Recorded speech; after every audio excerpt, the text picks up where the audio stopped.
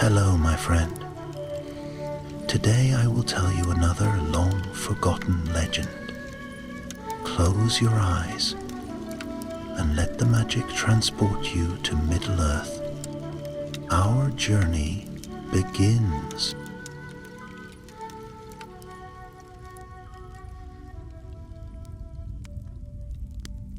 The wind of the Westfold blew cold that evening, sighing through the tall grasses and bending the banners of Rohan that hung from the watchtower at Helm's Dyke.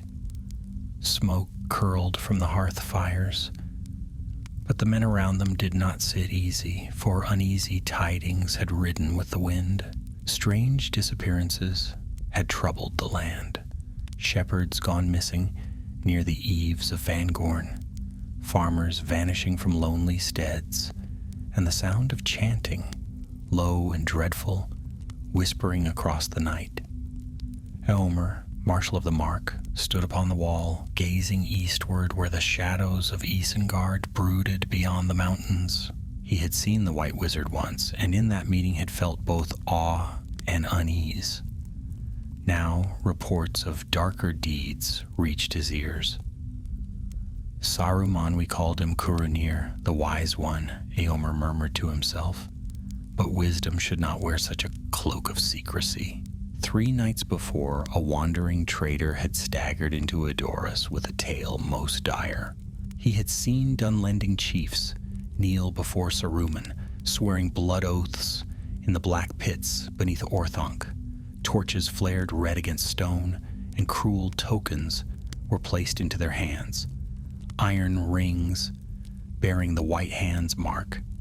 The traitor had escaped with his life, only because the wild folk, drunk with the wizard's promises, thought him unworthy of notice, yet his words carried weight, and Eomer believed him. If Saruman truly bound Dunland with sorcery, then raids against Rohan would grow fiercer still. Thus, Eomer made ready a secret company. Not a host, but a handful of trusted folk whose feet might tread softly where riders could not thunder. The first was Eothane, a weathered rider of the Westfold, his sword scarred from many battles with Dunlending raiders. The second, by fortune, was a gray-eyed ranger of the north who had come southward on errand of his own. He named himself Alcaron, though his true lineage he did not boast. Quiet, sharp-sighted, and skilled with bow and blade, Eomer welcomed his aid. The third was one whom many mistrusted, a woman of Dunland, lean and dark-haired, who had come to Edoras begging for her brother. He had been seized near the Wizard's Vale, and she swore to guide them if only she might learn his fate. Her name was Bruni, and though Eothen scowled at her presence, Eomer believed her desperation was true. So it was that beneath the shroud of twilight, the 3 set out from Aldburg, slipping into the wild with no more herald than the cry of a night bird. Their task was perilous, to uncover what rituals Saruman wrought in his tower, to break them if they might, and to bring back word so that the Riddermark would not ride blind into doom. Their road led first along the skirts of the mountains where pines clung to stone and streams tumbled down white with foam. Fangorn's shadow grew on their right, an ancient, brooding wood, while ahead the dark cone of Orthanc pierced the horizon. The land was scarred here, trees felled, earth gouged, and pits yawning like wounds. By day the company hid among rocks and thickets, moving only when the night veiled their forms. On the 3rd night Bruni bade them halt, near a hollow where an old stream bed, long dry, wound toward Isengard's ring wall. Here, she whispered, crouching low, the water once cut beneath the stones. The Dunlendings say the drains remain, though guarded now by foul orcs. Alcaron bent low, running his hand across the moss-darkened stones. "She speaks true," he said softly. "I see the marks of old craft. These culverts could bring us in if fortune holds." Eothean spat. "Or bring us to our deaths if she plays us false." Bruni's eyes flashed, though sorrow weighed them down. "Think what you will, Rider. My brother's life is my only stake. If Saruman's hand has claimed him, I would know it, though the truth slay me." So they pressed on, hearts heavy with mistrust and fear, yet bound by their shared cause. That night they came upon the ring of Isengard, a vast circle of stone, its wall black against the moonlight. Smoke drifted above, carrying with it a stench of burning pitch and foul alchemy. Fires glowed deep within, casting a baleful light through rents in the wall. Lying flat among the reeds, they saw the hosts of Saruman. Dunlendings marched in ragged ranks, their faces painted for war, while orcs prowled with iron helms and cruel pikes. Great forges belched fire, and the clang of hammer upon anvil rang ceaselessly. Yet more dreadful still were the voices. Low, guttural chants rose from a cavern near the base of Orthanc. The words were strange, yet they carried a weight that pressed upon the hearts of those who listened. It was as if the stones themselves groaned with unwilling echo. Bruni shuddered. This is what they whispered of in the high vales. He calls the chiefs by name, and they answer him with oaths. Once spoken, no man can break them without doom. Alcaron's brow darkened. Such sorcery is not of the Eldar, nor wholly of the enemy, but twisted lore, binding of will with will by voice and by stone. He toys with powers that should lie buried. Eothen clenched his hand upon his sword hilt. Then we shall break his toys, or die in the trying. But even as he spoke, a horn blew sharp within the ring, and torches flared along the wall. Orcs poured forth, snarling, sniffing the air. The watchers had lingered too long. "Down!" hissed Alcaron, pulling them into the dry gully. Their breath came fast, hearts pounding like the forge hammers within. Above them, the chant of Saruman rose higher, swelling like a tide. The night itself seemed to quiver with the power of it. And in that dreadful moment they knew, if they failed, the west fold would burn. The company lay pressed against the earth while the cries of orcs rang above them. Their torches bobbed like fireflies across the night, hunting in widening arcs. The gully where the three had taken shelter was narrow, scarcely enough to cover them, and the stench of old water clung to the stones. For long minutes they dared not move, hardly dared to breathe, for the smallest sound might betray them. At last the patrols drifted away, their snarls fading into the distance, though the torch glow still flickered across the stone wall of Isengard. Bruni's hands trembled as she brushed the hair from her eyes. "They are many," she whispered, her voice shaking. "Far more than I was told." Alcaron's gray eyes gleamed in the faint light. "You expected less? Saruman breeds soldiers like vermin in a granary. He has long abandoned the ways of the wise." His voice held no anger, only a cold knowledge. Eothean eased himself up, peering once more toward the ring wall. His hand tightened on his sword, though he did not draw it. "We cannot fight them," he admitted reluctantly. "But we came not to fight, but to see. If there is a way through those drains, we must find it now, before they grow wary." The moonlight revealed the scar of the dry stream bed, leading like a scar straight to the foot of the wall. Half hidden among reeds and broken stones, a dark opening yawned, an arch choked with rusted grates and slime, but still wide enough for a man to crawl through. Water once had flowed here, and perhaps still did in times of flood.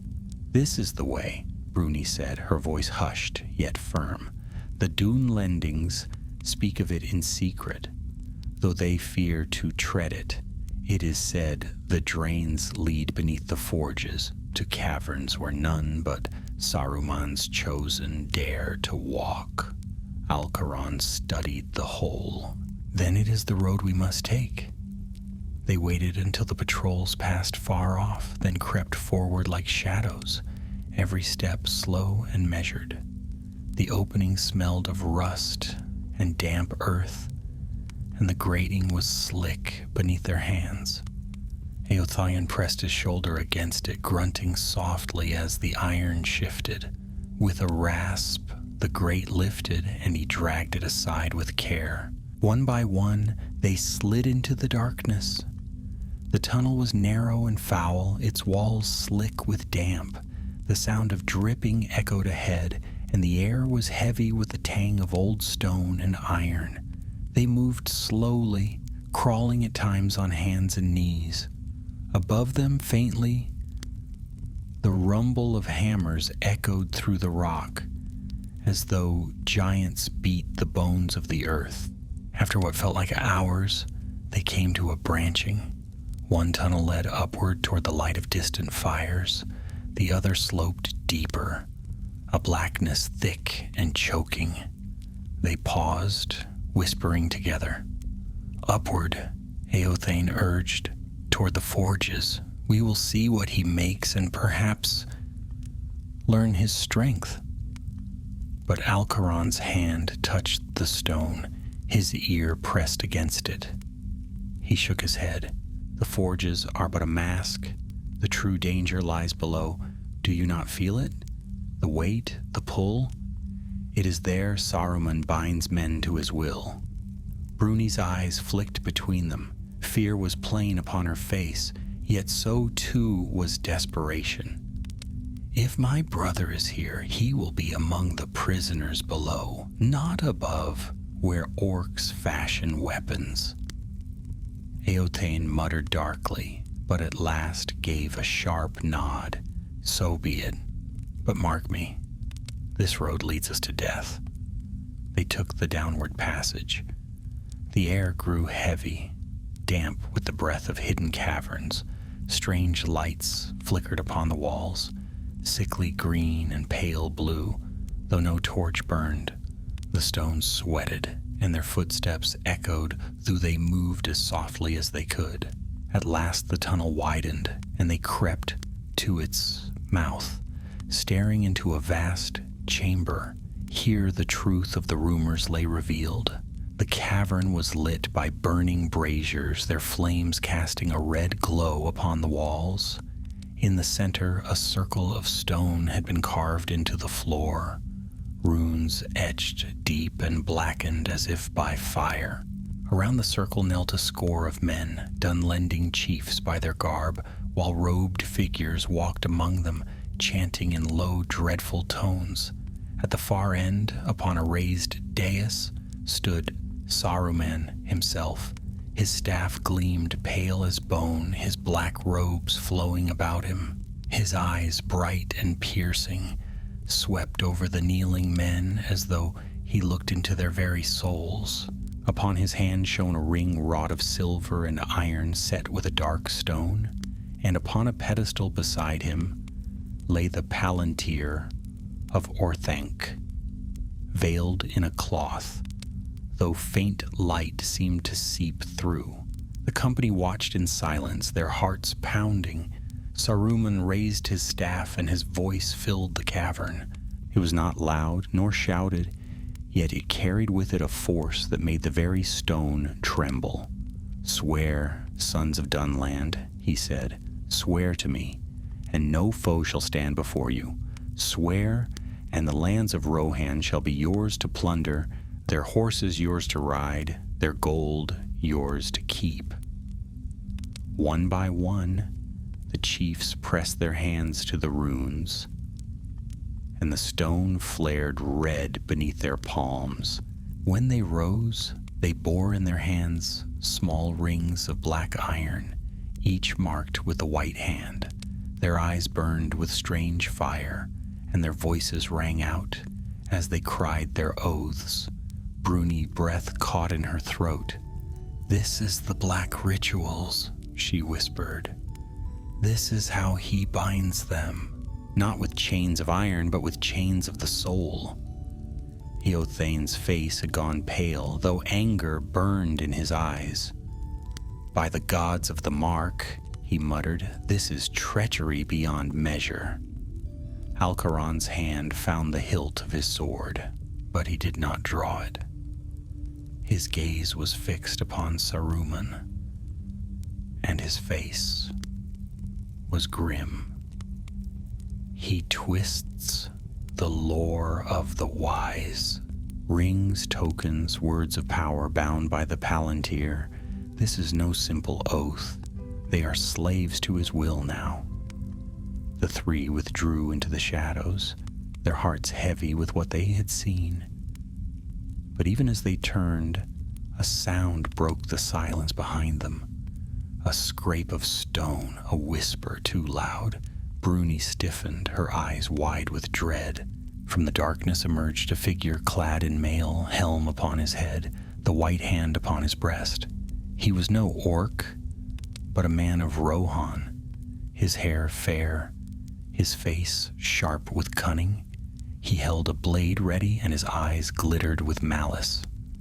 "Well, well," he said softly, his voice carrying a sneer. "Spies in the wizard's house?" Eothan's blood froze. "You," he hissed, recognition dawning. "You rode with us from Aldburg. Adric, son of Harl? I thought you loyal." The man smiled coldly.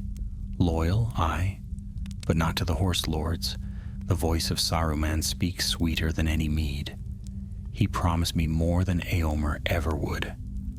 And now, my friends, you will march before me, or you will never march again." The betrayal cut deeper than any blade. In that dark tunnel beneath Orthanc, with chants rising and the glow of sorcery burning upon the stone, the company of three found themselves cornered by one they had once trusted. And in that moment, they knew their journey into the depths had only begun, and that escape, if it came at all, would be won by perilous chance. The torchlight quivered on the stone as Edric stepped closer, his blade glinting dully in the red glow that seeped from the ritual chamber behind. His face, once the familiar, weather-worn countenance of a rider of the Mark, now seemed altered, hardened by something cruel. His smile was thin and bitter, the smile of a man who believed himself cleverer than those around him. Eothan's hand moved instinctively to his sword, but Alcaron's arm barred his path, a silent warning. In these tight tunnels, one wrong sound might draw the notice of the Dunlending chiefs, or, worse, Saruman himself. "You shame your house, Eadric?" Eothan whispered fiercely. His voice was low, but the anger in it burned hot.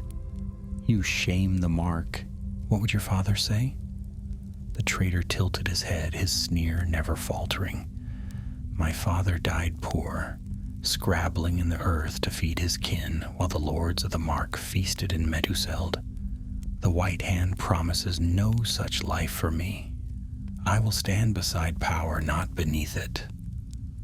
Bruni, who until now had kept still as stone, suddenly spoke.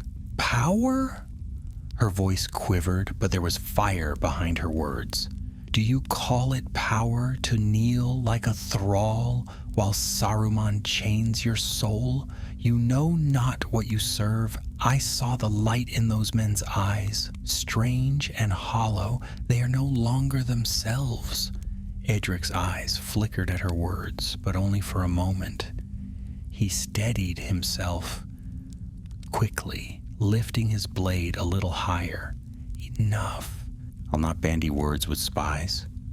You'll follow me quietly into the pits, and the master shall decide your fate.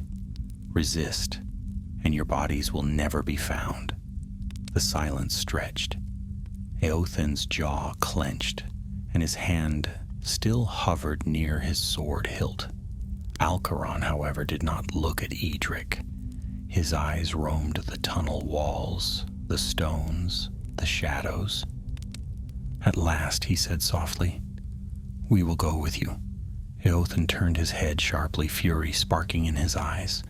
But Alcaron's gaze caught his, and in it Eothen saw something unspoken, patience, a plan forming. So they obeyed. With slow steps, they let Edric herd them back toward the cavern mouth. The chanting still rang through the air, rising and falling like waves upon a shore. Dunlending chiefs still pressed their palms to the rune-carved stone, their faces twisted with grim exultation as the red light flared beneath them. Saruman stood above, his staff gleaming, his voice carrying command. Alcaron's keen eyes moved swiftly. He marked every shadow, every alcove, every pathway that branched from the chamber. He saw the forges beyond, dimly lit, and the narrow culverts where water trickled. He noted the guards, orcish brutes in mail, their eyes yellow, their weapons heavy. And he saw at the far wall a row of prisoners, shackled to iron rings.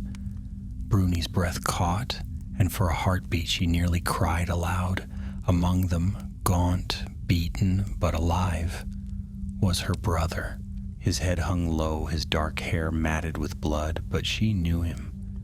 Her hand clenched tightly at her side, her nails biting into her palm to keep herself from rushing forward. Edric saw the prisoners too, and his smile widened. You see, not all serve willingly. Those who resist find their wills broken by slower means, a lesson you will soon learn. He gave them a nudge with his blade, forcing them further into the chamber. Yet even as they moved, fortune shifted. One of the Dunlending chiefs cried out, his body convulsing as the ritual circle flared brighter. The runes burned red as fire, and the air shuddered with a foul vibration. The chief fell upon his face, writhing, until at last he lay still. His companions recoiled, muttering in fear. Saruman's voice cut through their whispers. "Weakness. A man unworthy to bear my gift. Cast him aside." 2 orcs dragged the lifeless body away. The sight chilled the hearts of all who watched, for it was plain that whatever Saruman wrought was perilous as much as it was binding. In that moment of distraction, Alcaron acted. Swift as a hawk, his hand darted to the hilt of Edric's sword. With a twist and a jerk, he turned the blade aside. Eothane leapt forward, striking the traitor hard with the hilt of his own weapon. Edric crumpled to the ground, dazed, his weapon clattering on the stone. The cry of steel on stone echoed too loudly. Several orcs turned, snarling, and one shouted in the black speech. The chanting faltered. "Run!" Alcaron barked, his voice sharp and commanding. Bruni darted forward, her eyes fixed upon the prisoners. She reached her brother, clutching his chains. Eothane hacked at the iron bonds. With a stolen orc axe, the sparks flying as metal rang on metal. Alcaron loosed an arrow, felling a guard before his cry could summon more. The cavern erupted into chaos. Dunlending chiefs stumbled back from the ritual circle, some clutching their new rings, others casting fearful glances toward the dais. Orcs poured from the forges, their voices rising in shrill rage. And above them all, Saruman's voice thundered, "Fools!" His staff struck the stone, and the ground shuddered. The very air trembled with his command. "Seize them!" Bruni's brother staggered free, chains clattering as they fell. Bruni seized his arm, pulling him close. "We must go," she cried, though tears streamed down her face. The four fled toward the nearest culvert, pursued by snarling orcs. Alcaron loosed arrow after arrow, each shot swift and true, while Eothane cut down those who drew near. Bruni half-dragged her brother, urging him onward with strength born of desperation. They reached the culvert mouth, a narrow arch choked with slime and dripping water. Beyond lay darkness, but also escape. Yet as they ducked inside, a shadow loomed before them. Edric had risen, blood streaking his brow, his face twisted with fury. His blade flashed, and his voice rang with bitter malice. "You will not leave. The White Hand claims you all." Eothane met him head-on. Steel clashed, ringing harshly in the close stone.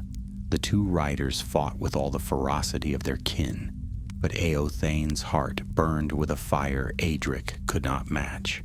With a final blow, Eothane struck his foe across the helm, sending him sprawling into the filth of the culvert floor. "Stay down," Eothane growled, his chest heaving. "Your oath has doomed you." They pressed on, their flight lit only by the faint gleam of Alcaron's torch. Behind them the shouts of orcs echoed, mingled with Saruman's voice, terrible, commanding, a voice that seemed to shake the very marrow in their bones. "Run," Alcaron urged, his tone grim. His voice cannot yet reach beyond stone, but it will if we tarry. They splashed through foul water, stumbling over broken stones, until at last the culvert widened and fresh air kissed their faces. They burst forth into the night, stars glimmering above, the towers of Orthanc looming dark against the sky. But their escape was not yet secure. Alarms rang from the walls of Isengard, horns blaring in discord. Torches sprang to life along the battlements. The earth shook with the march of orcish feet. Bruni clutched her brother close, whispering prayers in the tongue of her people. Eothane stood beside her, sword ready, his eyes blazing with defiance.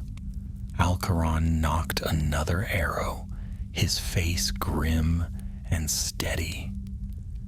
"Into the trees," he said. He pointed toward the dark line of Fangorn, its ancient boughs looming close. "The wood will hide us, if it wills it. There we must go." With no other hope, they ran into the shadow of Fangorn, with the hunters of Isengard at their heels, and the wrath of Saruman rising behind them. The forest loomed before them like a wall of shadow, its trees towering high and close together, their branches weaving into a dark canopy that shut out even the stars. Fangorn was no ordinary wood, and each of the company felt it the moment they crossed beneath its eaves. The air grew heavier, the silence deeper, broken only by the rustle of ancient leaves. Somewhere in the gloom, an owl hooted, low and solemn, as though it watched their flight. They did not pause to marvel. Behind them, the horns of Isengard blared, and the cries of pursuit rang over the plain. Orcs with torches streamed from the gates, their guttural voices harsh in the night. The ground shook with their march, and their firelight bobbed like a swarm of foul stars, spreading wide across the land. "Keep close," Alcaron urged, his voice firm though he was breathless. He guided Bruni and her brother to the rear, while Eothen ran ahead, sword in hand, clearing the path where roots threatened to trip them. Their boots sank into the loam, soft and damp, muffling their steps. Yet the forest itself seemed to shift about them, roots sprawling like grasping fingers, trunks crowding close as if to watch. Bruni's brother stumbled, weakened from his captivity, and she caught him under the arm, half carrying him forward. "Stay with me, Harl," she whispered urgently. "We are not lost yet." But Harl's voice was faint, hoarse from thirst and torment. They will not let us go, sister." He sees with more than eyes. His words sent a chill through them all. Eothen glanced back, his jaw tight. Then we must be swifter than his gaze. They pressed deeper into Fangorn, the trees swallowing them whole. The sounds of pursuit grew muffled, as though the forest itself drank them up. Still, flickers of torchlight glimmered between the trunks, and the orcs' snarls carried faintly through the night. At last, when Bruni's legs trembled with weariness and Harl nearly collapsed, Alcaron raised a hand. "Here," he said softly. He led them into a hollow where an ancient oak grew wide and gnarled, its roots forming a natural shelter. "We rest a moment." They huddled beneath the oak, panting, their hearts racing. The night was close, the air filled with the smell of moss and earth. Eothen kept his sword drawn, his eyes scanning the shadows. Bruni pressed water to her brother's lips, whispering soothing words in their tongue. Alcaron sat still, his bow across his knees, his gaze thoughtful. At length he said, "Fangorn is no friend to orcs. If we are fortunate, the forest itself may hinder them." Bruni shivered, glancing at the towering trees. "And if it hinders us also?" A faint smile touched Alcaron's lips. "Then we must trust that it dislikes the White Hand more than weary travelers." No sooner had he spoken than a strange creak sounded in the darkness, like the groan of timber under weight. A low rumble followed, not unlike a deep voice murmuring. The company froze. The sound came again, slow, deliberate, as though something vast stirred among the trees. Harl's eyes widened, and even Eothen, brave and battle-hardened, felt a prickling at the back of his neck. "What was that?" he whispered. Alcaron's voice was hushed. "An ancient power. The wood is awake." They sat in silence, listening. The orcs' cries grew nearer, faint torchlight flickering through the undergrowth. Yet as the hunters pressed into the forest, strange things happened. A root twisted where none had been before, tripping a runner. Branches swayed and struck, knocking torches from grasping hands. One by one, the lights dwindled as the forest itself seemed to fight back, swallowing the pursuers in its shadow. A scream rang out, cut short, then another. Panic spread among the orcs. Some fled back toward the plain, their torches bobbing wildly. Others pressed on, but fewer than before. The forest creaked and groaned as if displeased, and soon the sounds of pursuit grew scattered and uncertain. Bruni clutched her brother close, her eyes wide with awe and fear. "The stories were true," she murmured. "The trees, they are alive." Alcaron nodded gravely. "Alive and old. Older than Rohan, older than Isengard. We should tread carefully." For a time they rested, their danger lessened but not ended. Bruni's brother regained some strength, enough to sit upright and drink more deeply. Eothean remained watchful, though his eyes softened slightly as he looked on Bruni's relief. When at last they moved again, the forest seemed quieter. No horn nor torchlight disturbed the gloom. Yet the company could not shake the sense of being watched. Great trunks loomed like sentinels, and sometimes the wind carried sounds too like speech to be mere rustling leaves. After long wandering, they came upon a clearing where the moonlight spilled silver upon the grass. There, standing tall as a tower of living wood, was a being unlike any they had ever seen. He was shaped like a tree, yet also like a man, with arms and legs thick as branches, and a face formed of bark and leaf. His eyes were deep wells of green light, old and slow, yet filled with thought.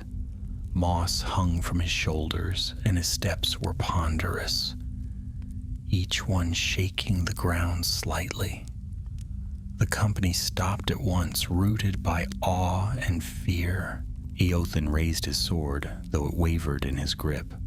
Bruni clutched her brother tightly, and even Alcaron bowed his head slightly, as though before a lord of great dignity. The being spoke, his voice deep and rumbling, like the echo of earth itself. Hroom, what small folk come hurrying under the boughs of Fangorn? Strange folk, armed and hunted, breathing fast. Whom? I smell iron and blood and the stench of the wizard's pits. None answered at first, so heavy was the weight of his voice. At last Alcaron stepped forward, bowing low. We are fugitives, Great One, enemies of Saruman. His orcs hunt us, and his evil grows. We seek only to escape his grasp. The being's eyes blinked slowly, like shutters closing over ancient lamps. Saruman, he rumbled, drawing the name out long, as though tasting it. Kuranir, clever, too clever, whom he has done much harm. The trees whisper of their brothers felled, their roots torn, their voices silenced. His fires eat the earth. Bruni found her courage then. She stepped forward, her brother leaning on her arm, and spoke earnestly. Great One, he took my kin. He binds men with false oaths, gives them rings that burn their souls. We saw it with our own eyes. He means to drive us against Rohan, to set fire to every land. The great being bent low, his bark face close. His breath smelled of leaves and rain. Rings whom? Oaths. Black deeds indeed. Too long have I stood, silent, while he gnaws the roots of Fangorn. Perhaps it is time to rouse. He straightened, his great limbs creaking. You will go to your horse lord with what you have seen. Tell him Fangorn remembers. Whom, yes, remembers, the wizard will not go unchallenged. The company bowed, humbled by his words, but before they could speak again, the forest stirred around them. More shapes moved in the gloom, vast and tall, like trees come walking. The Ents of Fangorn had awakened, their heavy steps echoing through the night. Eothen's eyes widened, and his hand trembled on his sword hilt. Bruni wept quietly, half with relief, half with fear. Alcaron's face was solemn, his gaze steady.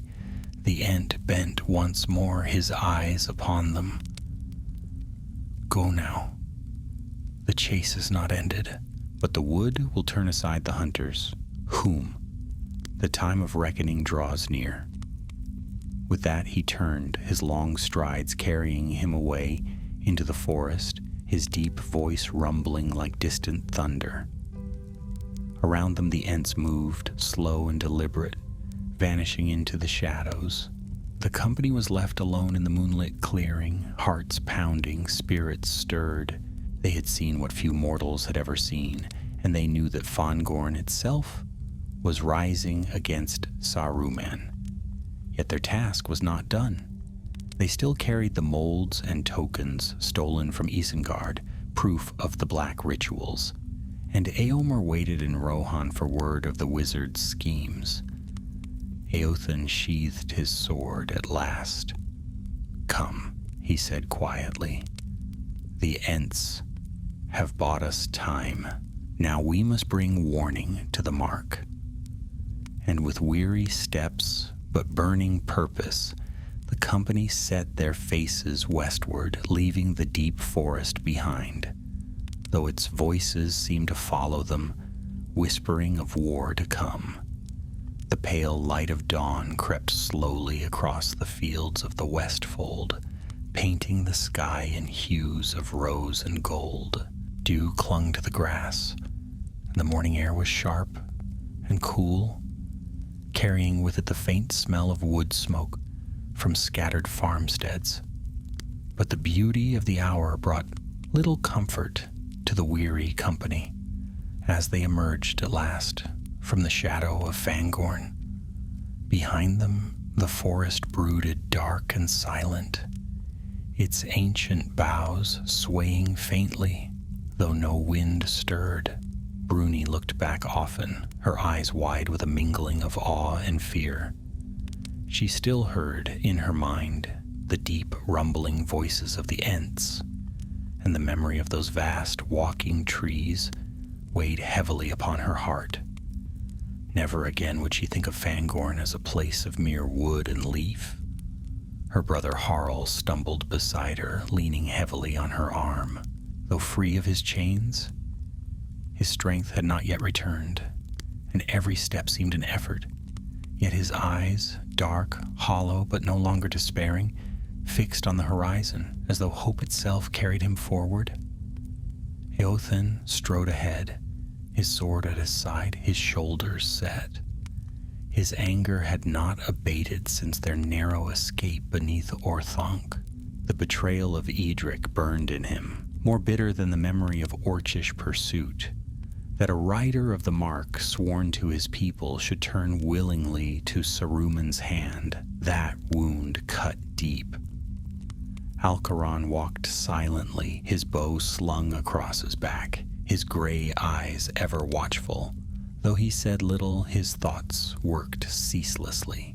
He turned over in his mind the sight of the black ritual circle, the runes that had flared with sorcery, the iron rings clutched by the Dunlending chiefs. Such things spoke of lore, older than Rohan, older even than Gondor. They bore the taint of the enemy, though Saruman had bent them to his own design. If the wizard's hand grew stronger, he might yet rival the Dark Lord himself in cunning. They halted at last upon a hill that looked down over the plains. There, Eothen shaded his eyes and pointed westward. "Aldburg lies yonder," he said. "From there we can ride swift to Edoras and bring word to Eomer. If we keep to the hills, we may avoid any eyes Saruman has set upon the land." The thought of rest and safety lent new strength to Bruni's steps. Yet as they descended the hill, the sound of hoofbeats reached their ears. They froze at once, hands on weapons, hearts quickening. The thunder of horses drew nearer, many riders swift and purposeful. Alcaron's eyes narrowed. Not orcs. Their rhythm is true. Their pace steady. Riders of the mark, perhaps. Or perhaps, Eothen muttered darkly, another band led astray, as Edric was. The hoofbeats swelled, and soon a company of horsemen swept into view, their spears gleaming in the morning light, their horses proud and strong. At their head rode a tall man with golden hair streaming behind him, a white horsetail crest upon his helm. His eyes were keen, and his hand rested upon the hilt of his sword. Eothen's heart leapt. He raised his arm high. Eomer! The riders slowed, encircling the small company with the ease of a hunting pack. Dust rose from the hooves, and the morning sun flashed upon spear points. But Eomer, son of Eomund, dismounted swiftly, his eyes searching the faces before him. Eothen, he cried, relief and surprise mingling in his voice. By the valor I feared you lost. We heard whispers of orcish hunts and foul sorcery. What madness drives you here? Eothen clasped his lord's arm, his voice fierce. Madness indeed, Lord. We have seen with our own eyes the depth of Saruman's treachery. He binds men with black rituals, gives them rings that chain their wills. He breeds armies in his pits, and worse, he has turned even our own against us. Edric, son of Harl, is fallen. He serves the White Hand. A shadow crossed Eomer's face, and his eyes darkened. Edric, one of my own riders? This cannot be. But Alcaron stepped forward, his voice steady. It is true. I watched him betray us, blade in hand. He named himself servant of Saruman with pride. Your enemy does not only breed monsters in the dark, he sows corruption in the hearts of men. Bruni then spoke, her voice trembling but resolute. And he takes the weak, binding them to his will. I saw it done.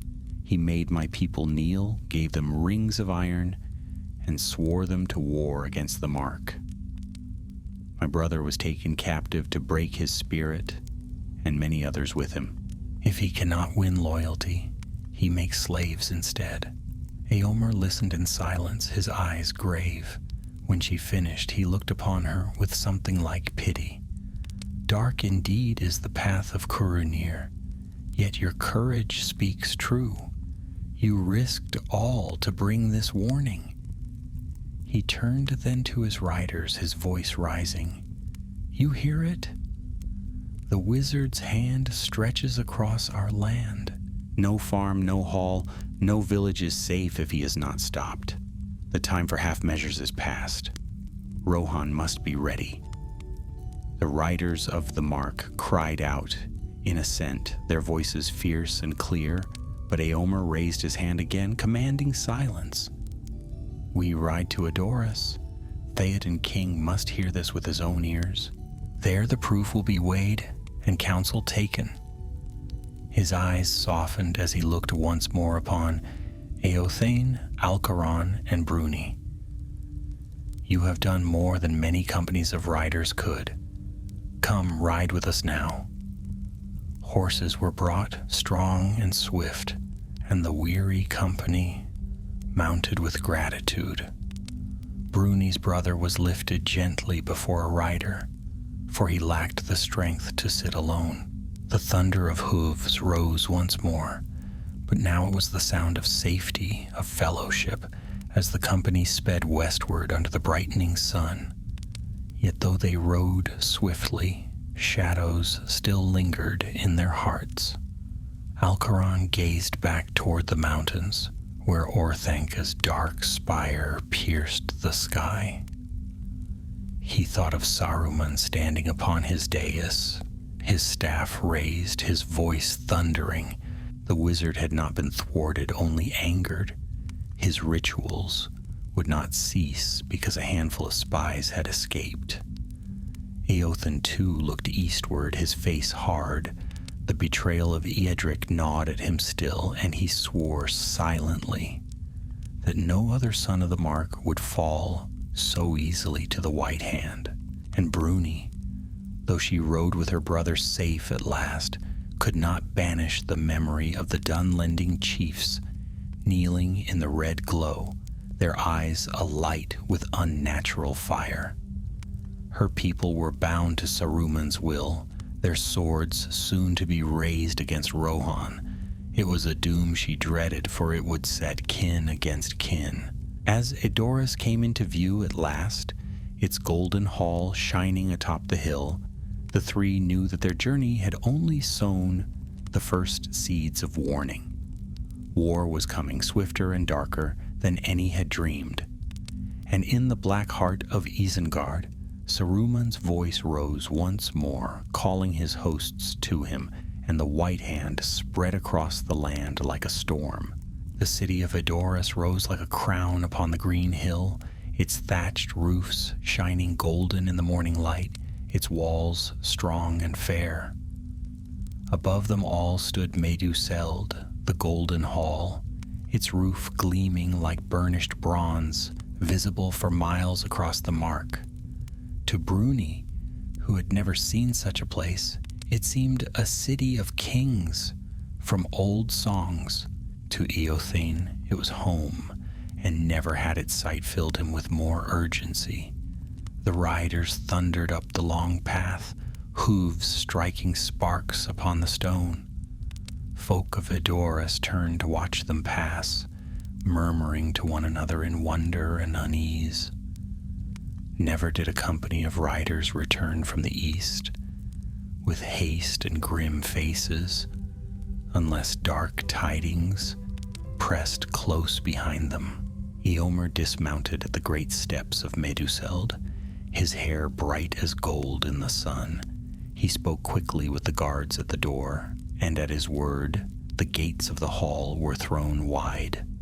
Inside, the light dimmed, golden from the great fire burning in the center hearth.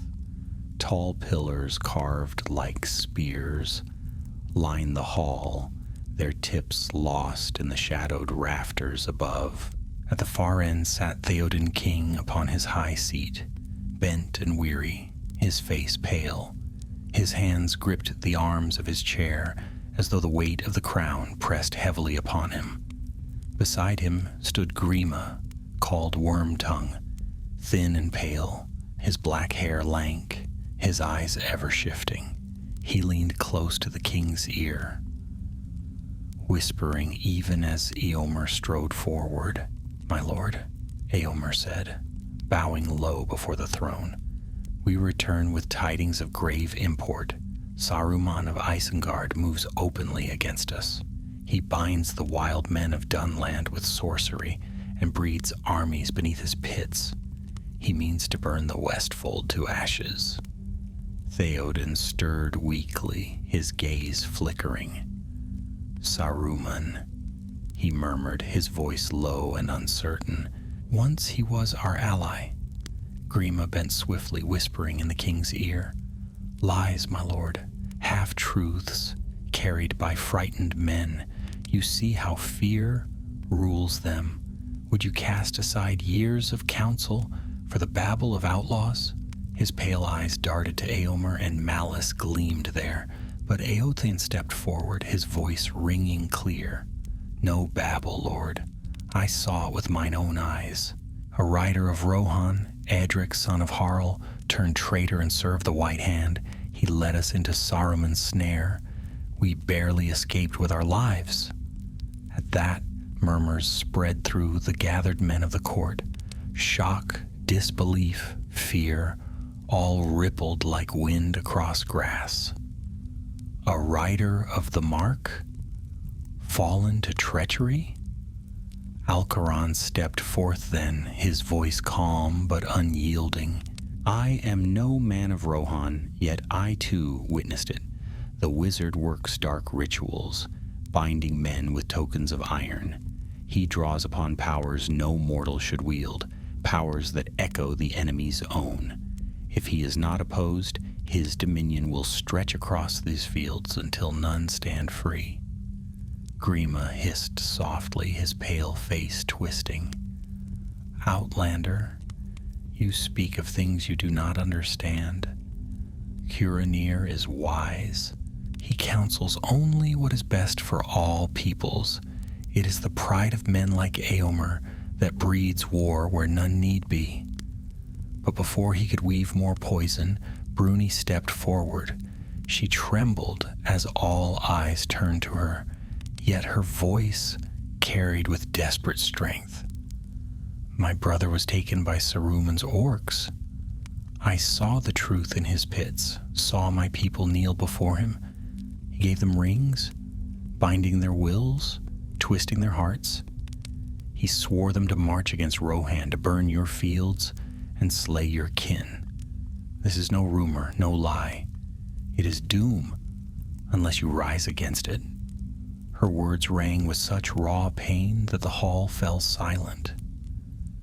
Even Theoden stirred more fully, his eyes clearing for a brief moment.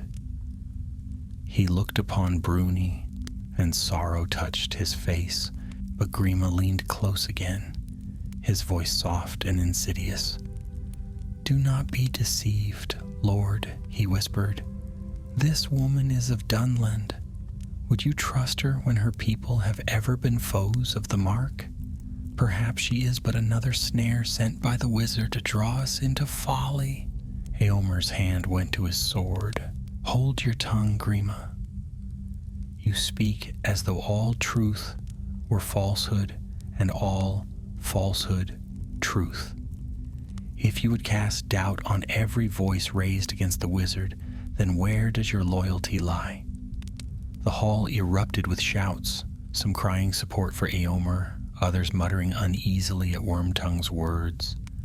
The king raised his hand weakly, and silence fell again. "Enough," Theoden said, though his voice was thin. He looked long upon Eomer, then upon Bruni and her brother, and finally upon Alcaron. "These are heavy tidings, too heavy for the hour. I will consider them." Grima bent swiftly, whispering again, but the king shook his head faintly. "Leave me. I will consider." With that, Eomer was dismissed, though his face burned with anger and grief. Outside the hall he paced like a caged lion, his riders gathered close about him.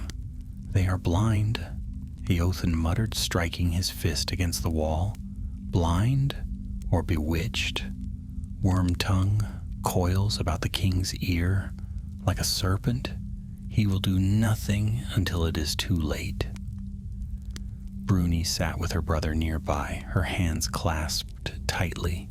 "Then what hope is left? If even the king will not see, how can Rohan stand?" Alcaron looked toward the east, where the dark line of the mountains met the sky. His eyes were distant, his voice low. "Hope may yet remain, though not here. The proof we bear must be guarded, for it will speak louder than words when the hour of doubt is past, and the wizard's shadow grows swiftly. His armies will not wait for counsel." Eomer turned sharply to them then, his eyes fierce. "If Theoden will not act, then I will. By my oath as marshal, I will not stand idle while the Westfold burns. Gather what strength we can, men, arms, horses. We will strike where the wizard is weakest and tear the claws from his hand before they rend the mark to ruin." The riders around him nodded, their faces grim and resolute. And so, though the king sat in silence upon his throne, another fire was kindled in Edoras that day, a fire that would not wait for counsel nor bend to whispers, for Eomer had heard the truth in the voices of the weary travelers, had seen the shadow with his own eyes. War was coming, whether the king willed it or no. In the depths of Isengard, Saruman looked into the Palantir, and his lips curved in a thin smile. His enemies thought themselves hidden, but the stone revealed much. He saw their gathering, their whispers, their anger. He saw Eomer's defiance, Bruni's pain, Alcaron's watchful eyes.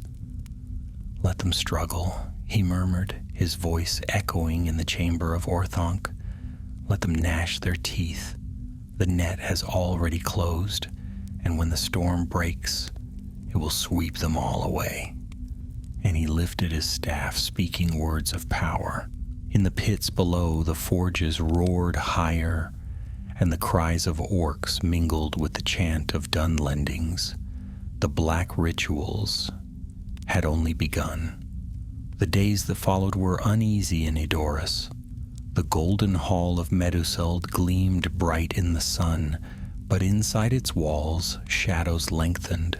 Theoden King sat listless upon his throne, his words few, his thoughts clouded, while Grima Wormtongue whispered constantly at his side. The people of the city spoke in hushed voices, for all felt the weight of change, though few dared name it. Eomer paced restlessly. He had argued long with the council, but Wormtongue's voice dripped poison at every turn. "We must not provoke Saruman," Grima said smoothly. "He is mighty, and once he was our ally. Better to keep to our own halls, guard our borders, and trust to his wisdom. Those who speak of war are but hot-blooded fools, eager to spill the lives of our riders needlessly." And the king, weary and bent, too often nodded at those words. Yet outside the hall, Eomer gathered his riders. By night he spoke with them, planning quietly. "If Theoden will not ride, then we must still guard the mark. Scouts will watch the gap of Rohan. Messengers will ride to the Westfold warning the villages, and if we can strike at the wizard's foragers, we will do so without delay." His men swore to follow, for their loyalty to Eomer was deep, and they too had seen the smoke rising near the mountains. Meanwhile, Bruni and her brother found shelter among the folk of Edoras. Though mistrust of Dunlendings was great, word spread of her courage, how she had braved Isengard's pits to save her kin. Women of the city brought her bread, and children whispered questions about Fangorn, their eyes wide with fear and wonder. Still, Bruni felt like a stranger in a land not her own, torn between sorrow for her people and gratitude for the riders who had not cast her out. Harl, though freed, bore scars that troubled him. By day, he spoke little, his gaze distant, as though some part of his spirit lingered still in the darkness of the pits. Bruni sat with him often, holding his hand, singing old songs of their people softly to soothe him. Alcaron kept to himself, moving with quiet purpose. He sharpened his arrows, mended his cloak, and studied the land. Though a wanderer from the north, he carried the gravity of one who had seen many wars. The people of Rohan eyed him with curiosity, for rangers were rare in their land, and they wondered at the errand that had brought him so far south. One evening, as the sun sank behind the white mountains, Alcaron stood upon the walls of Edoras, gazing eastward. The plains stretched wide before him, golden with grass, yet even from that distance he thought he saw a haze upon the horizon, as though smoke or shadow stirred. Eothen joined him, leaning upon the wall. "You see it too," he muttered. Alcaron nodded. "The wizard moves. His forges do not sleep, nor do his armies. The black rituals were but the beginning. He will drive the Dunlendings west, and behind them march his creatures of iron and fire." Eothane's hand tightened on the stone, and still Wormtongue counsels delay. Still our king sits silent. "It maddens me." Alcaron's gray eyes flicked to him. "Then the choice will fall to you, Eothane, and to Eomer. When the hour comes, will you ride, though no crown commands it?" The rider's jaw hardened. "I will. For I swore an oath to the mark, not to Wormtongue's honeyed tongue. If Eomer calls, I will ride." That night, while the city slept, riders came swiftly to the gates. Their horses were lathered with foam, their faces grim. Eomer met them at once, and their tidings were ill. "The Westfold burns," one cried. "Villages raided, farms trampled. Orcs march with Dunlendings at their side. They bear the mark of the White Hand upon their banners." Anger flared in Eomer's heart.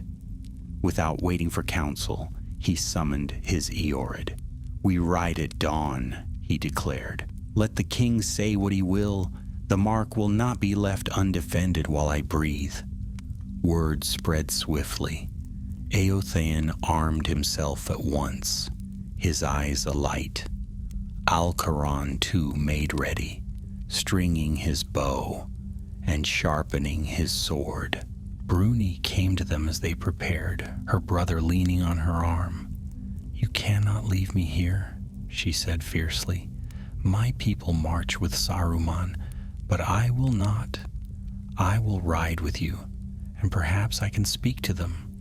Perhaps I can break the chains he has laid upon their hearts." Eothen frowned, troubled. "It is no light road we ride, Bruni. There will be blood and fire, not parley." But Alcaron studied her face and said quietly, "Sometimes words strike deeper than swords. If you have the courage, come."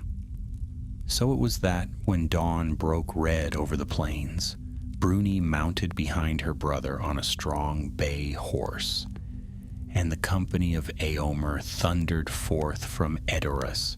Their banners streamed in the wind, white horses upon green, and their voices rose in fierce song.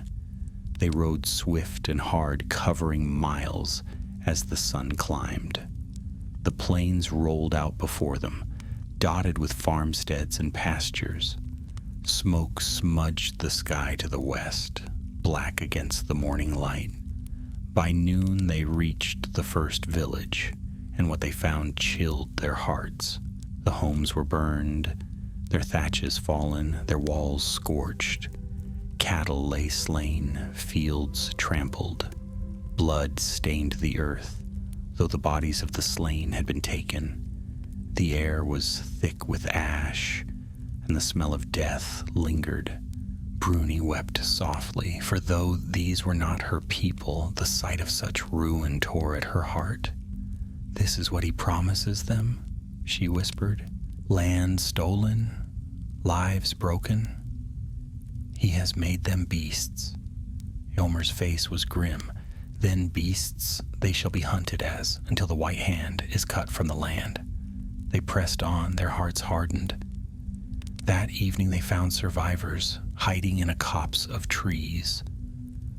Women and children, their faces pale with terror. They told of raiders who bore iron rings, who fought with mad fury, unheeding of wounds. They spoke of orcs that laughed as they burned, and of a great banner marked with the White Hand carried before them. Eothean knelt beside the children, offering bread from his pouch. "You are safe now," he said, though his voice was tight. "Stay hidden. We will drive them back." That night beneath the stars, Eomer's company made camp. Fires were kept low, and men spoke in hushed voices.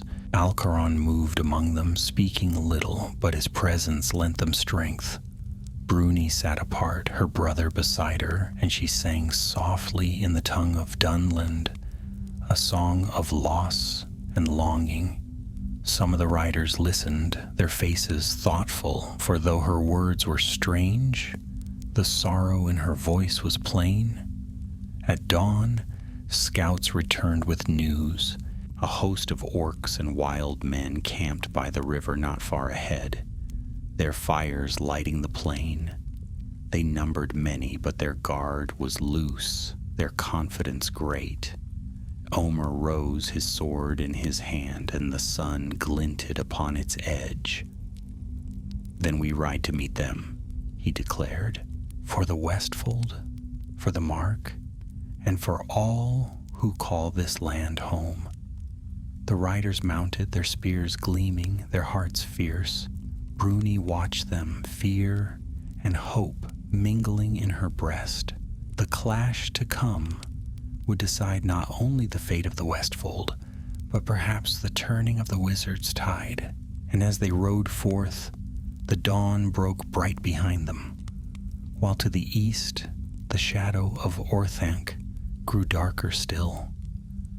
The dawn air was sharp with cold, and the breath of the horses smoked white as Eomer's company rode swift upon the plains.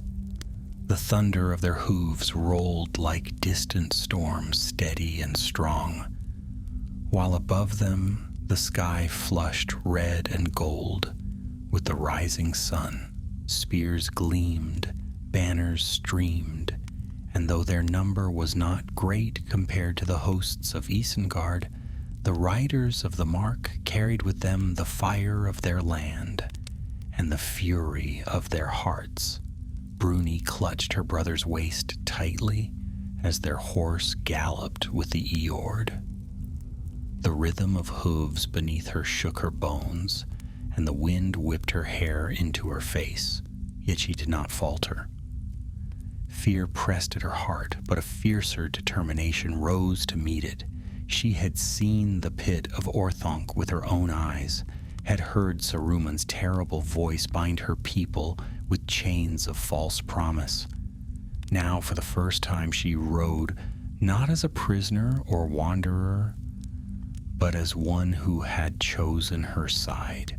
Ahead, the smoke of enemy fires rose black against the brightening sky. Alcaron spurred his horse forward to ride beside Eomer, his gray cloak streaming. "They are not ready," he called over the thunder of hooves. "Their scouts are poor. We shall take them unawares if we strike swift." Eomer's golden hair streamed in the wind as he raised his spear.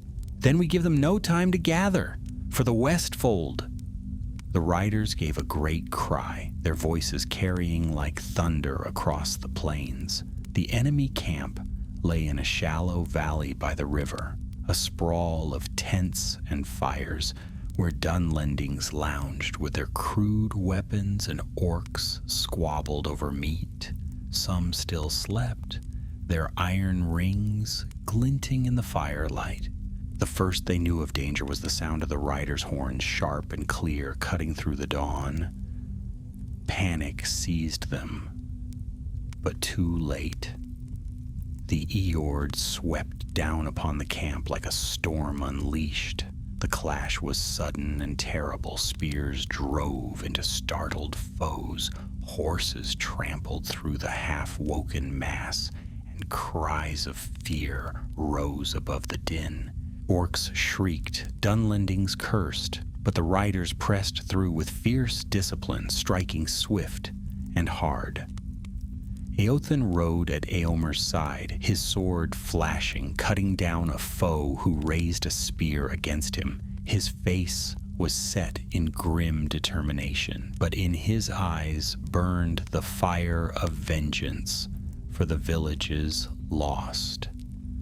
Alcaron loosed arrow after arrow from horseback, each shot striking true. An orc chieftain fell with a black shaft through his throat, and a Dunlending bearing the white hand upon his shield toppled into the dust. With a cry, Bruni's heart pounded as their horse plunged into the fray. Her brother, though weak, raised a stolen axe, his cry hoarse but fierce. She clung to him, her eyes wide, and saw madness in the faces of the Dunlendings they passed. Eyes bright with unnatural fire, hands clutching their iron rings, as though the tokens gave them strength beyond their bodies.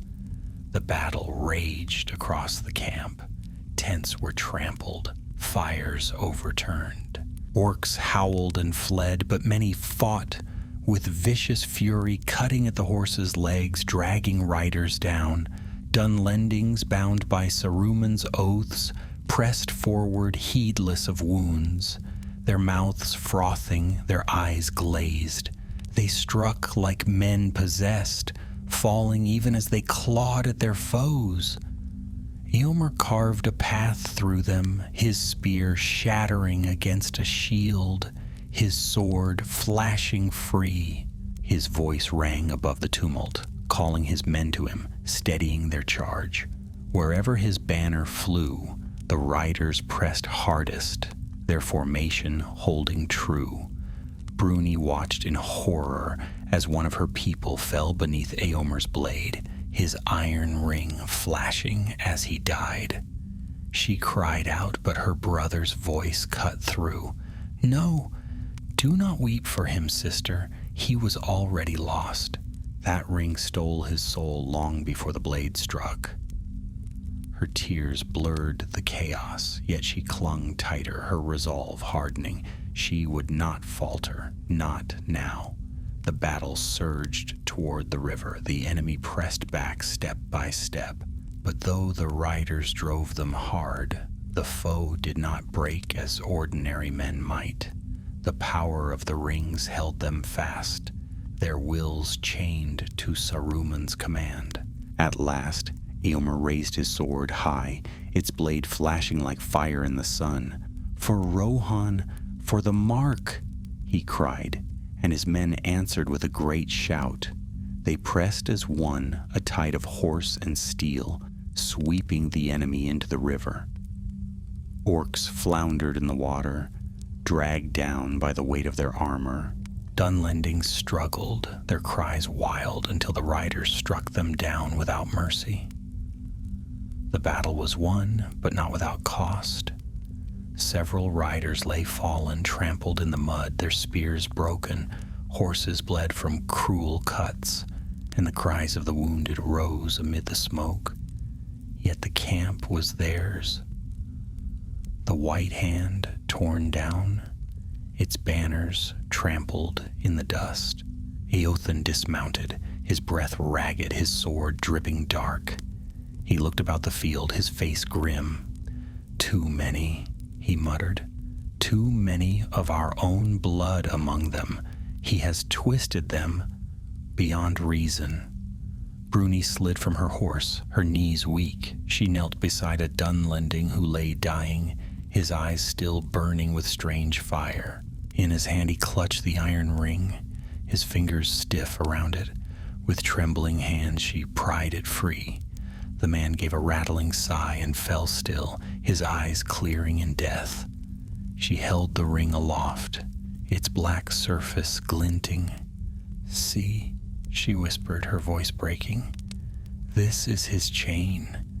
This is how he binds them. If we can destroy these, perhaps their hearts may be freed."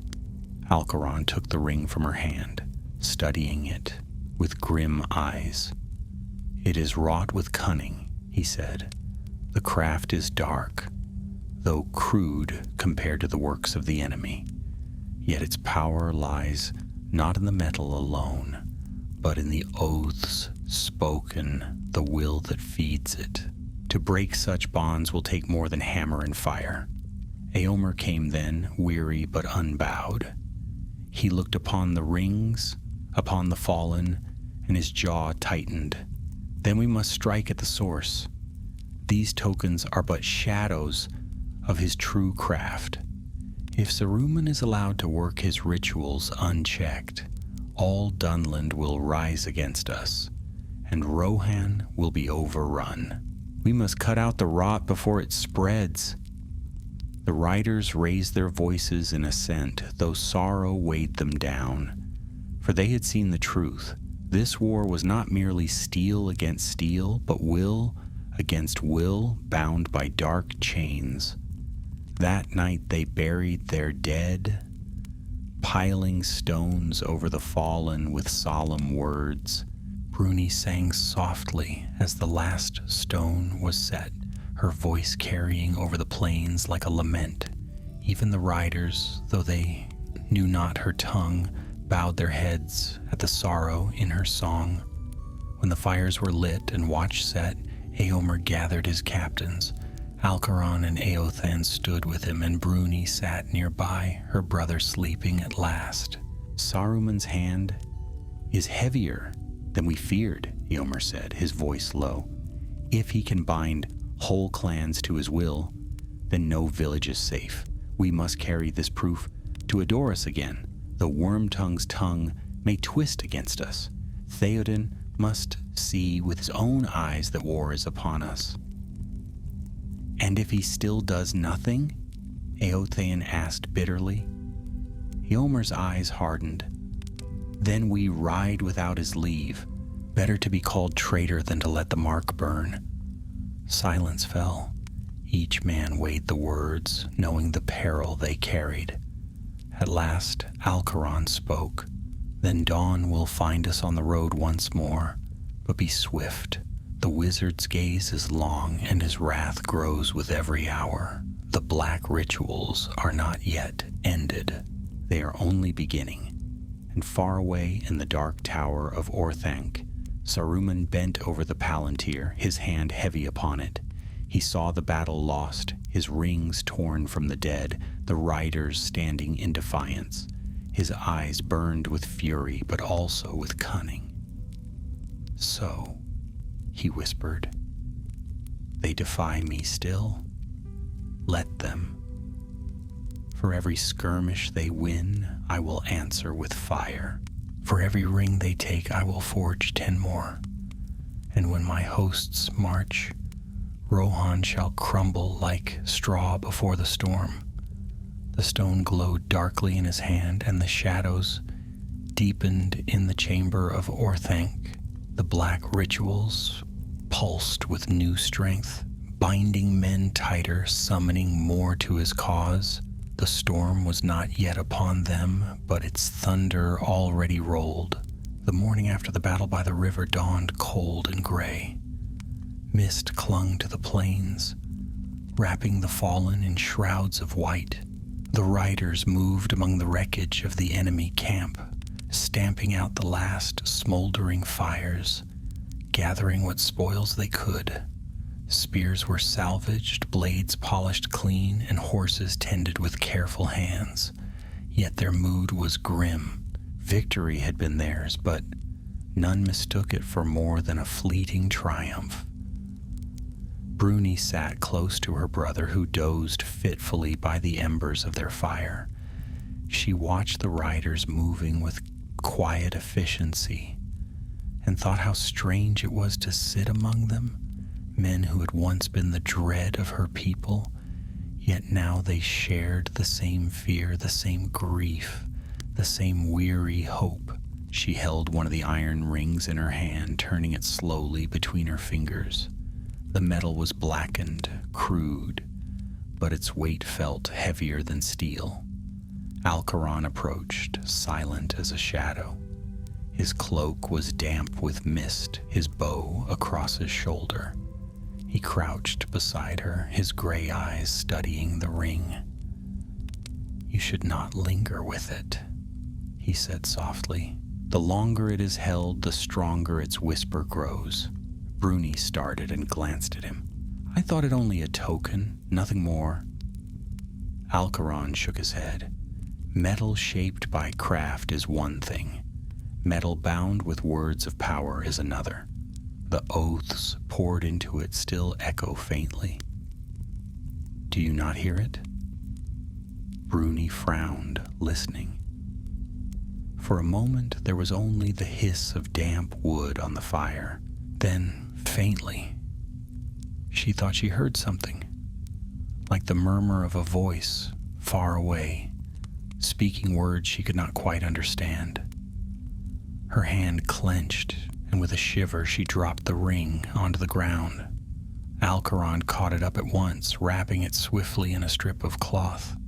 "Keep it hidden," he said, his voice firm. "Better yet, destroy it when we can. Fire may not break the oath it holds, but steel and stone can unmake its form." Bruni looked at him with wide eyes. "How do you know such things?" For a moment his gaze grew distant. "Because I have walked in places where other rings were forged long ago, and I have seen what oaths bound by darkness can do." Before Bruni could question him further, Eomer called the riders to him. His voice rang out clear across the camp. "We ride for Edoras once more. The king must hear what we have seen, and the people must be warned. But we do not go as we came. We go with proof." Eothane lifted a bundle of the iron rings, bound tightly with rope. His face was hard as stone. "Let Grima sneer at words if he dares. These will speak loudly enough." The riders mounted swiftly, their horses stamping and snorting in the chill air.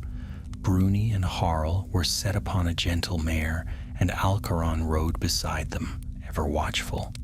When the horns blew, the Ayords set forth, their hooves drumming upon the plain.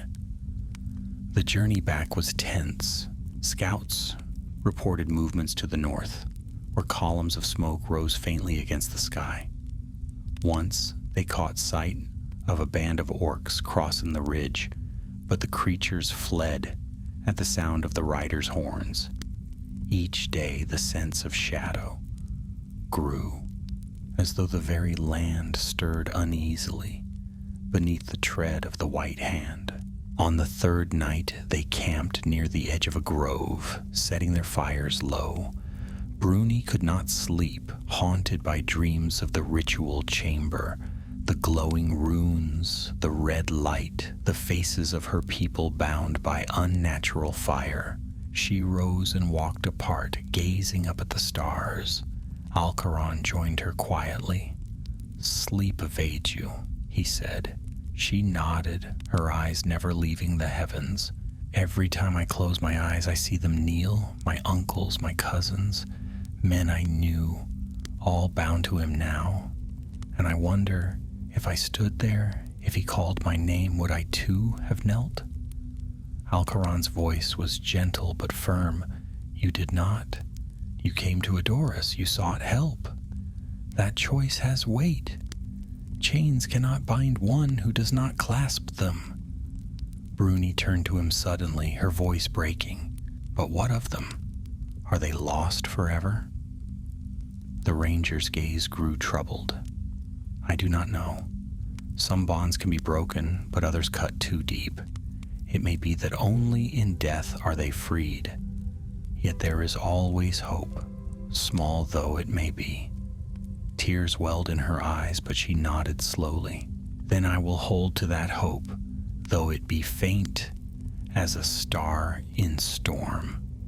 The next day, Edoras came into view, shining once more upon its hill. Yet as the riders approached, they saw a change. Guards lined the gates more heavily than before, and the air of the city seemed tense, uneasy. At the steps of Meduseld, they were met by Grima Wormtongue, who slithered forward with his usual bow. His pale face twisted in a smile, though his eyes gleamed cold. "Marshal Eomer," he said smoothly, "you return again, unbidden and unannounced. What tale of fear will you bring the king this time?" Eomer dismounted, his face dark with anger. He strode forward and cast the bundle of iron rings at Grima's feet. They clattered upon the stone, harsh and heavy. "Not tales, Wormtongue. Proof. See what your wise master gives to men, chains for their souls." The guards looked down in horror as the rings lay glinting black upon the steps. Some crossed themselves, muttering softly. For once Grima's tongue faltered. He glanced quickly about, his smile flickering. "Baubles," he said at last, though his voice was strained. "Charms for savages, nothing more." But Alcaron stepped forward, his gray eyes burning. "No baubles. These are bound by oaths spoken in blood and fire. Any man who dares wear them is no longer free. Will you deny what all here can feel, even now, in their weight?" A murmur spread among the guards, and even some within the hall came forward, curious and fearful. The rings seemed to draw eyes, their presence heavy. At last, Theoden himself appeared at the doors of the hall, pale and weary, leaning on his staff. His eyes fell upon the rings, and he frowned faintly. "What is this?" Eomer bowed low. "My lord, the craft of Saruman laid bare. These rings are given to the chiefs of Dunland, binding them to his will. We slew many who bore them, and not one fought as a free man. They were driven like beasts."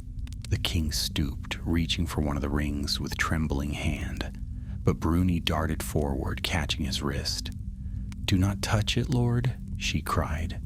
All eyes turned in shock, but her voice rang clear. "It whispers even now. To hold it is to invite its chain.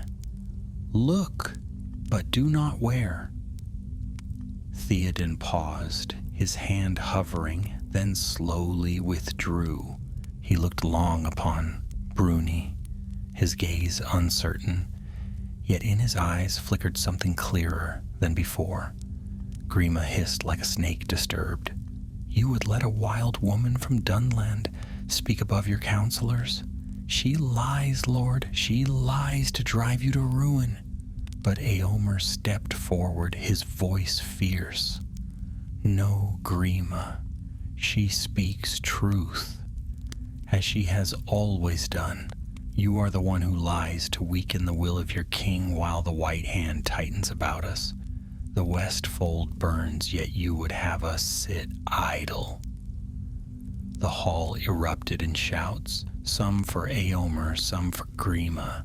Theoden swayed upon his feet, torn between voices. His hand tightened upon his staff, and for the first time in many months, he straightened slightly, his voice rising above the din. "Enough!" he cried. Silence fell. His gaze swept the hall, his face pale but stern. "Bring these rings before me. I will see what weight they bear." The guards gathered them with care, laying them upon a great tray. Even covered, the air seemed heavy about them. Theoden looked long at them, then at his people. His lips trembled as he spoke, barely above a whisper. "The storm comes," he said, "and Rohan must be ready." At those words, hope stirred in Eomer's breast, fierce and bright. Wormtongue's face darkened, his eyes flashing with malice. He bowed low to hide it, but in his heart he knew his coil upon the king was loosening, and far away in the dark tower, Saruman felt it too. His hand clenched upon the palantir, fury boiling in his voice. "So, they defy me still. Then let them taste the full might of Isengard. No ritual, no oath shall shield them when fire and iron march." The forges roared, the pits belched smoke, and the storm he had promised began to gather. The days that followed in Edoras were heavy with tension, like the stillness before a storm. Theoden King had spoken words of awakening, but his strength was still clouded, and his will wavered between the whispers of Wormtongue and the truth laid before him. The people of the city murmured in the streets, fearful of what the black rings meant, fearful of the smoke on the horizon, and of the tales carried by the riders returning from the Westfold. In the golden hall of Mediseld, the rings lay in a great iron chest, locked and guarded, but even there they seemed to brood, whispering faintly to those who passed too close. The guards muttered of strange dreams, of voices in the night calling their names. One swore he had seen his dead brother in the fire, beckoning him to take one of the rings. Another would not pass near the chest at all, muttering prayers under his breath. Bruni watched all this with growing dread. "They are poison," she whispered to Eothain one evening, as they stood upon the terrace and looked eastward to where the plains rolled out. like a sea of grass. So long as they remain here, they will eat at the hearts of men. Already I see it in their eyes. Eothane scowled, his hand resting upon his sword hilt. I feel it too. They should be cast into fire until they are nothing but ash.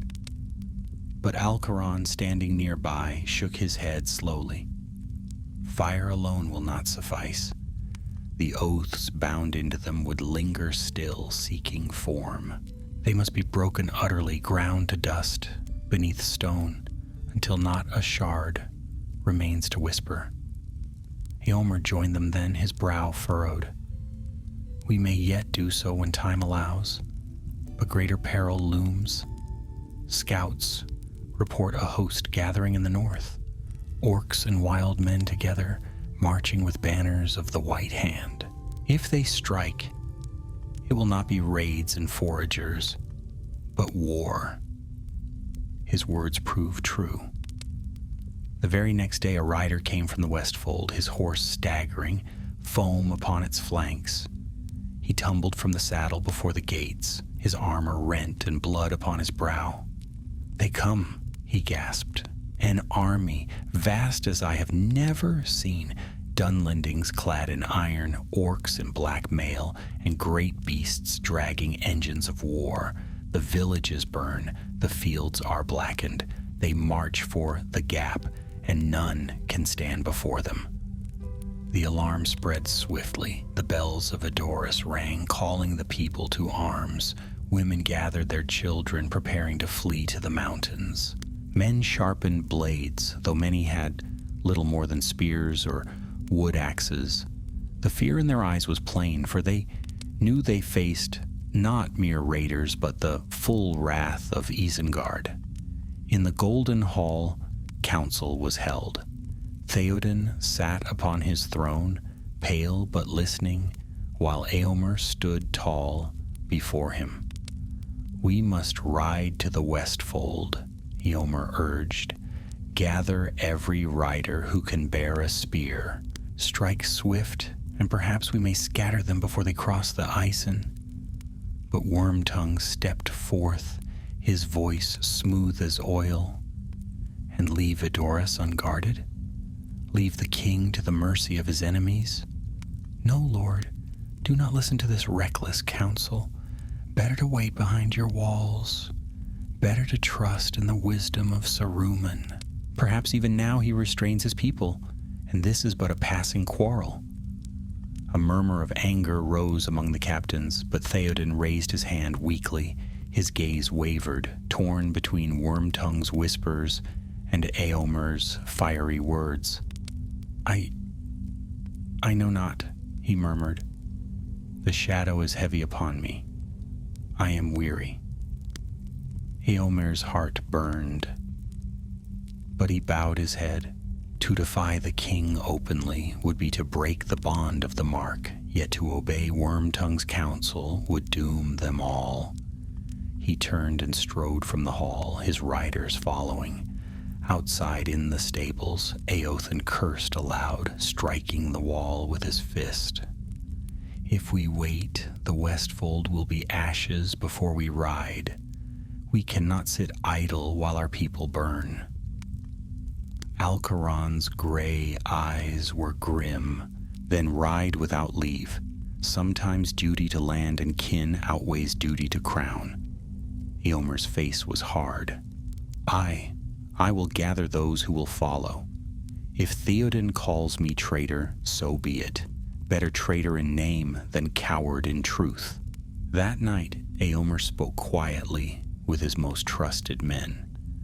Many swore to ride with him, though they knew the peril. By dawn, near 300 riders gathered beyond the walls, their spears ready, their hearts fierce. Bruni stood among them, though she trembled, her brother beside her.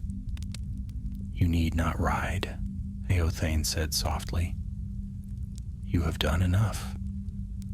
But Bruni shook her head, her eyes bright with determination. I will not sit idle while my people march in chains. If I can save even one, I must try. Alcaron looked at her, a faint shadow of respect in his gaze. Then keep your courage. The road ahead will test it sorely. With horns blowing low, Eomer's company rode west, their horses swift upon the plains. They passed villages already abandoned, fields left untended, and smoke smudging the sky. At the river Isen, they came upon the first sight of the foe. It was as the messenger had said. A host vast beyond counting marched across the plain, orcs with heavy pikes, Dunlendings clad in furs and iron, their eyes glazed with the fire of oaths. Great engines creaked behind them, towers of wood and iron dragged by beasts bred in the pits. Above them all flew banners of the White Hand, stark and cruel against the sky. The riders drew rein upon a hill, gazing down at the mass. Even the bravest among them felt their hearts quail. "They are too many," Eothine murmured. Eomer's hand clenched upon his spear. "Too many or no, we ride, for if we do not, they will sweep all before them. Better to fall striking than to cower in halls of wood." He raised his spear high, and the sun flashed upon its point. "For Rohan!" he cried, and the riders echoed him with a great shout. They thundered down the slope, a storm of horse and steel, their horns ringing clear. The ground shook beneath them, and their song rose, fierce and wild. The host of Isengard turned to meet them, the air splitting with orc cries and the clash of drums. The two tides crashed together with a roar of thunder, steel on steel, hoof against earth.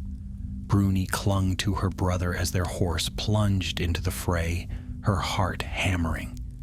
Around her rose a chaos of cries, of blades flashing, of men and beasts locked in battle. Orcs shrieked, Dunlendings roared, riders struck swift and true. Alcaron loosed arrows with deadly calm, each shaft finding its mark, even amid the tumult. Eothane's sword carved a path through the foe, his voice fierce above the din. Eomer himself was a beacon upon the field, his golden hair bright, his blade flashing like fire. Wherever he rode, the riders rallied, their charge cutting deeper into the host. Yet still the enemy pressed, endless as a tide. For every orc struck down, two more seemed to rise. For every Dunlending slain, another fought with mad fury, clutching his iron ring. The riders fought bravely, but the host of Isengard was vast, and its shadow fell long across the plain. The battle raged through the day, neither side yielding.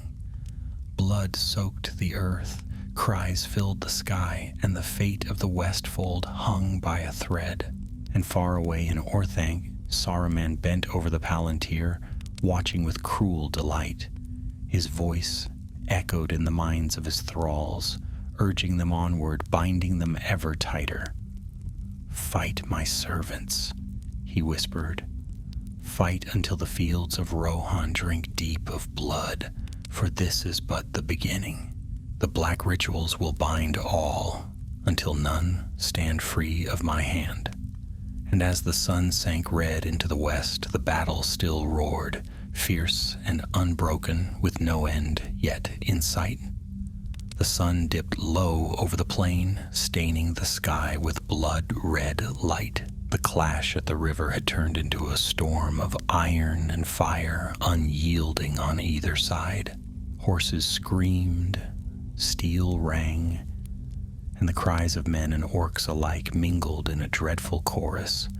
Smoke from burning wagons and shattered engines of war rolled across the field, casting long shadows in the dying light.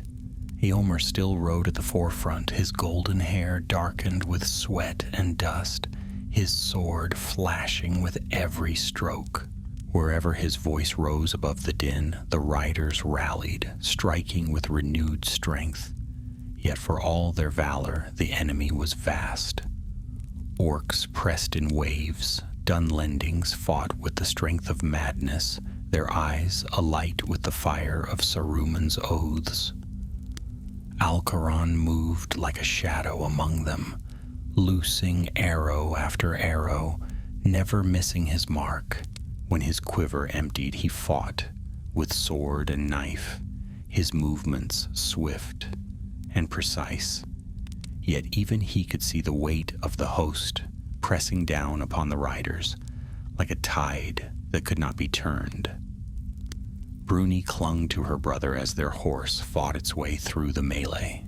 Harl swung his axe with fierce resolve, though his strength was waning. Bruni herself struck with a short blade Eothen had pressed into her hand, not with skill, but with desperate courage. Fear clawed at her heart, but she would not abandon her brother, not now, not ever. Eothen's voice rang suddenly through the roar. Eomer, the right flank falters. If we do not hold, they will sweep around us. Eomer wheeled his steed, his voice a clarion above the chaos. With me, riders of the mark, to the right. They surged as one, crashing into the enemy with renewed fury. Spears broke, swords clove, and for a moment the line held. But even as they struck, a dreadful cry rose above the tumult. From the rear of the host came towering shapes, Uruk-hai of Isengard, larger and stronger than common orcs, clad in black iron, their shields marked with the white hand. They drove forward with brutal discipline, their pikes leveled. Behind them rolled engines of war, crude but terrible, flinging stones and fire.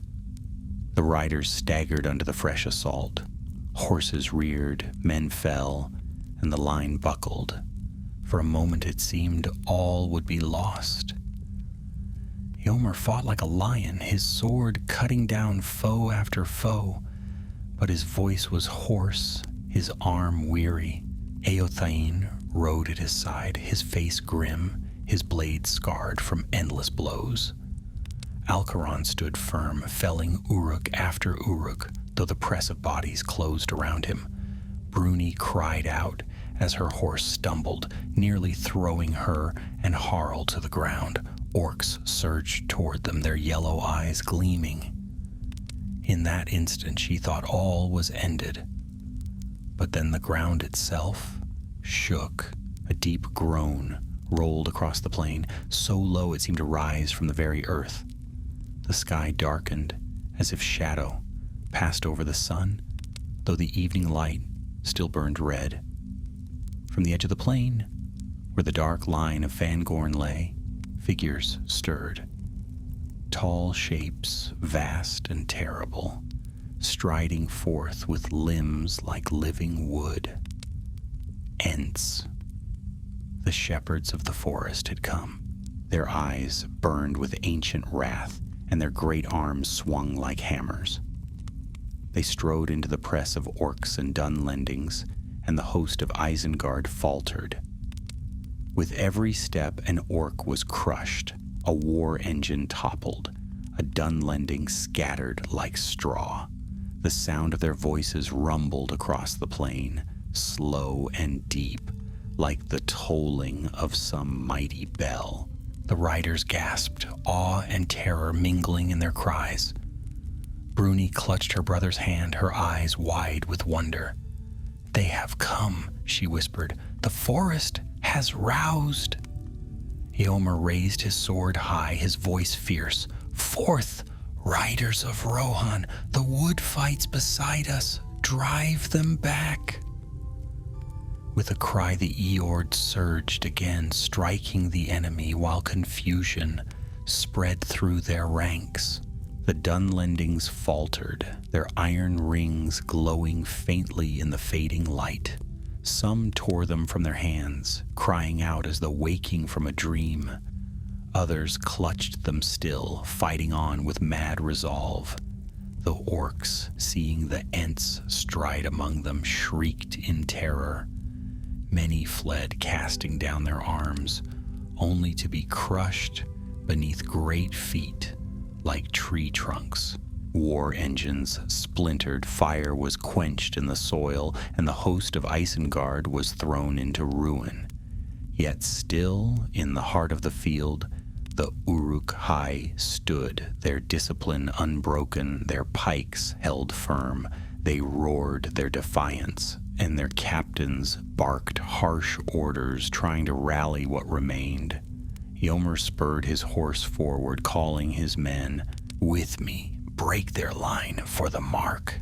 The riders crashed upon the Uruk-hai like a wave upon stone. Spears shattered, blades clashed, and cries filled the air. For long moments the struggle hung balanced, the Uruk-hai holding like an iron wall. Then Alcaron struck. He leapt into their midst, his sword flashing, his movements swift as wind. He cut through their ranks, his blade finding weak points in armor, his face grim and fierce. His cry rang out, and the riders pressed after him, breaking the line at last. The Uruk-hai fell one by one, cut down by horse and blade. The last few turned and fled, pursued by the riders, their cries fading into the dusk. The plain fell silent save for the groans of the wounded and the deep rumble of the Ents as they stood watching. The smoke of burning engines drifted away on the wind. The host of Isengard was broken, scattered, its banners trampled in the mud. Eomer lowered his sword, his chest heaving, his face streaked with sweat and grime. Around him the riders raised a weary cheer, though sorrow mingled with it, for many had fallen. Eothein rode to his side, his arm bleeding, but his eyes bright with triumph. Bruni slid from her horse, falling to her knees. She wept, not only for the dead, but for the sight of her people slain under Saruman's yoke. Her brother knelt beside her, placing his hand upon her shoulder. "They are free now," he said softly. "No longer bound. You must remember that." Alcaron stood apart, his gaze fixed eastward. His voice was quiet, almost to himself. "This is but one battle. The wizard is not yet broken. He will strike again, harder still." Eomer looked to him, his eyes fierce. "Then let him. For today, Rohan stands, and so long as we have breath, we will not yield." The Ent nearest to them bent low, his deep eyes glowing. His voice rumbled like thunder in the earth. "Home, you fight with courage, little men. The wood remembers, the wood will not forget. The wizard's fire shall be quenched." The riders bowed their heads in reverence, awestruck by the ancient power before them.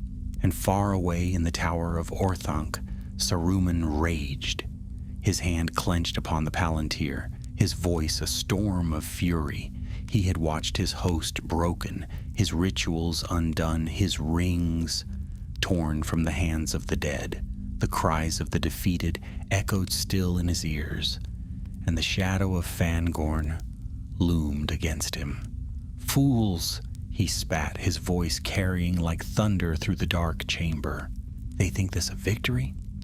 They think the storm has passed? Let them cling to hope. Let them savor it.